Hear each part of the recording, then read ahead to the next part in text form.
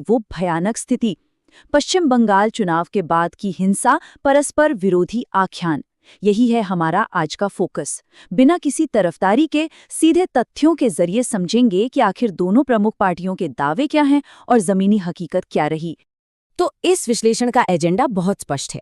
पहले बात करेंगे चुनाव के तुरंत बाद हुई हिंसा की, फिर देखेंगे टीएमसी और बीजेपी के एक दूसरे पर क्या आरोप हैं, उसके बाद शुभेंदु अधिकारी के सहायक से जुड़ी उस खौफनाक घटना पर नजर डालेंगे, फिर पुलिस की कार्रवाई और अंत में लोकतंत्र और बंगाल में हिंसा के उस पुराने इतिहास को समझेंगे।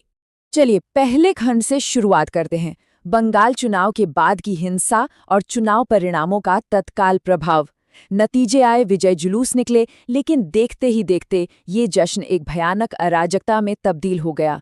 शुरुआती रिपोर्ट्स के मुताबिक ही इस हिंसक दौर में 4 लोगों की जान चली गई। ये स्थिति वाकई रोंगटे खड़े कर देने वाली थी। 2 लाख से भी ज्यादा। जरा सोचिए, ये कोई छोटी मोटी संख्या नहीं है। राज्य में चुनाव और उसके बाद शांति बनाए रखने के लिए 2 लाख से ज्यादा अर्धसैनिक बल तैनात थे।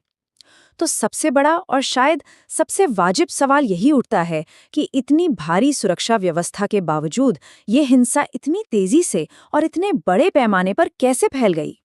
और ये सब किसी एक छोटे से इलाके तक सीमित नहीं था।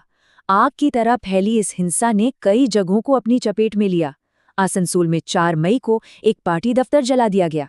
हावड़ा के बाली, जलपाईगुड़ी के वार्ड 14 और डायमंड हार्बर के फाल्ता से भी लगातार तोड़फोड़ की तस्वीरें सामने आईं। खुद टीएमसी नेता कल्याण बनर्जी ने ट्वीट कर बताया कि जगतपल्लभपुर में उनके पार्टी कार्यालय को आग के हवाले कर दिया गया।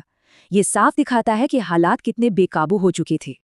अब आते हैं दूसरे खंड पर, टीएमसी और भाजपा के आरोप।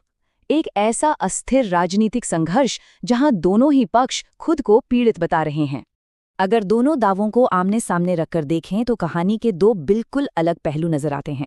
एक तरफ टीएमसी का सीधा आरोप है कि बीजेपी के कार्यकर्ता उनके इलाकों में हमले कर रहे हैं, दफ्तरों पर कब्जा जमा रहे हैं, झंडों को गिरुआ रंग रहे हैं और अपनी ताकत दिखाने के लिए टीएमसी कार्यकर्ताओं के साथ मारपीट कर रहे हैं।